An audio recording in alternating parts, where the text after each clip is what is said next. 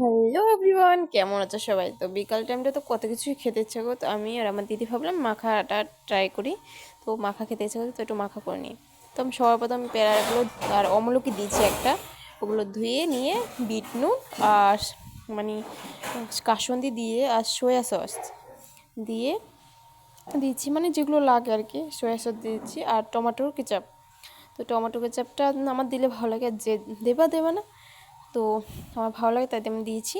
আর একটু ধনেপাতা আর কাঁচা লঙ্কা বাটা, তো এগুলো দিয়ে ভালো করে পেস্ট করে নিতে হবে। তো এগুলো মানে একটুখানি নুন ছিল, তো আমি দিয়ে দিয়েছি। আর দিয়ে এখন মেখে নিচ্ছি। তো মেখে নিই, দেখতে থাকো তোমরা। আর কেমন হয়েছে কালারটা প্লিজ কমেন্ট করে বলো। আমার তো ভীষণই ভালো লেগেছে। আর পেয়ারাটা না ভীষণই মিষ্টি ছিল, তাই একটু ঝালটা দিয়েছি। তো ভালো লেগেছে ভীষণ খেতে। মানে বিকেল বিকেল রোদের মধ্যে বসে বসে একটু খেতে মানে ভীষণই লাগে। তো মেখে মেখে নিয়েছি।